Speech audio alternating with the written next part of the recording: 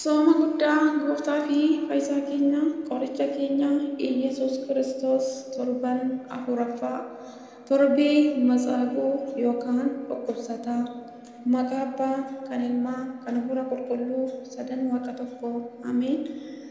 Maqaa abbaa kan ilmaa kan hafuura qulqulluu sadan waaqa tokko ameen. Maqaa abbaa kan ilmaa kan hafuura qulqulluu sadan waaqa tokkotti ni amanna ameen. Bakka sooma guddaa gooftaa fi fayyisaa keenya qoricha keenya Iyyasuus Kiristoos torbee afuraffaa torban matsaaquu nagaadhaan geessanii akkuma beekamu soomni guddaan gooftaa keenya fayyisaa keenya qoricha keenya Iyyasuus Kiristoos torbeen afuraffaan matsaaquu jedhamee waamama. Matsaaquu yookaan dhukkubsataa jedhamee waamama. Irra deebiidhaan obboloonni Tewaadoo hundumti keessan baga geessanii baga geenye. Har'ammoo mata duree akkuma beekamu mata duree torbee afuraffaa torban matsaaquu jalatti wajjiniin ilaalla. Waaqayyo hunduma keenya nu haa gargaaru. Ameen. Sooma guddaa gooftaa fi fayyisaa keenya qoricha keenya Iyyasuus Kiristoos torban afuraffaa yookaan torbee matsaaquu. Guyyaan kun sooma guddaa dilbata isaa afuraffaati. Moggaafni guyyaa kanaas matsaaquu jedhama. Moggaasni kun kan itti moggaafamuu danda'e gooftaan keenya Iyyasuus Kiristoos guyyaa kanatti dhukkubsatoota fayyisuu isaa raajii gochuu isaa warra dhibee adda addaan qabaman turanii hundaa fi fayyina kennuu isaa fi qulqulleessuu isaa walumaan galaa fayyinaa ta'uu isaa ibsuudhaafi. Keessumaayyuu guyyaa kanatti seenaan fayyinaa yaadatamuu ni jira. Dhukkubsataan tokko bakka itti xabala cuuphanitti Beetesaayidaa jedhamtee waamamtutti ciisee ture. Maqaan isaas matsaaquu jedhamuun beekama. Kanaafuu matsaaquu jechuun dhukkubsataa jechuudha.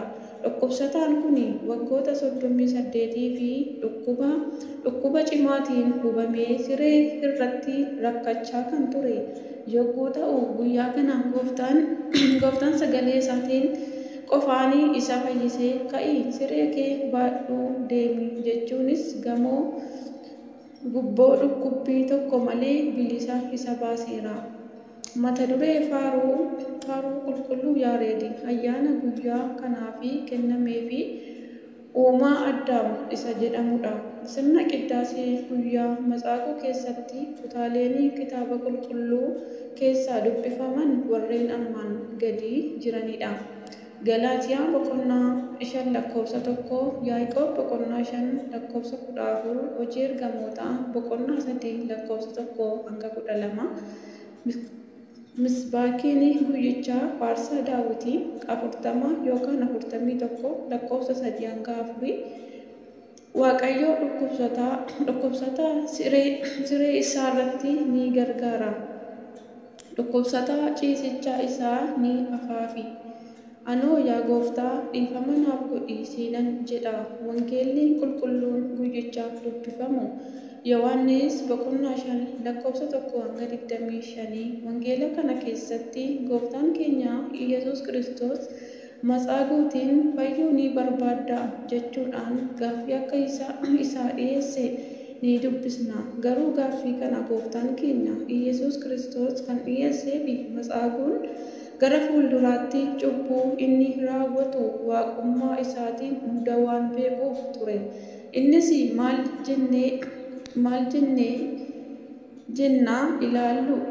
jennee yeroo ilaallu akka ibsa abbootiin mana amantaa keenyaa ibsa isaanii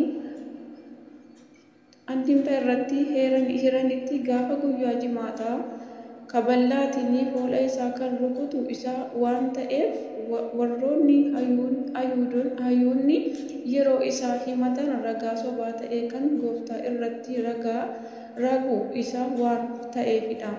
Namoonni fayyina kan siif kenne irratti badiisa kana maaliif raawwatta jedhanii yeroo isa gaafatanitti yoomna fayyisi isaan jedhe isumaan na fayyise malee akka hin jennee fi sababa dhiisisuu fi jecha fayyisuu ni barbaadda jechuudhaan gaaffii dhiyeesseefi. Har'a Waaqayyo Waaqa bilisaa waan ta'eef abiddaa fi bishaan fuuldura keetti qopheesseera. Harka kee gara barbaaddetti ergi jechuudhaan mirga hin daangeffamne nuuf kenneera. Bilisaan akka isa waaqessinu nu taasisee waan jiruufi badiisa keenyaa fi gocha keenyaaf sababa dhiyeeffannu gonkumaa hin qabnu. Kanaafuu badiisa irraa ooluudhaa fi jecha cubbuu irraa fagaannee mootummaa isaa akka dhaaluu fi eeyyama isaa nuuf haa ta'u. Araarsummaan dubaroo Maariyaam nu waliin haa ta'u. Eegumsii fi kadhannaan qulqulloota hunduma keenya waliin haa ta'u.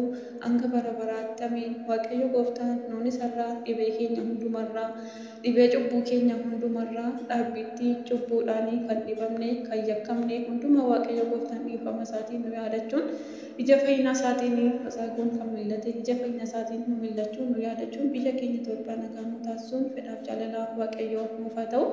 Waaqayyoof galanni haa ta'u. Deessuu haadha isaaf ergamoota qulqulloota isaaf hanga bara baraatti ameen.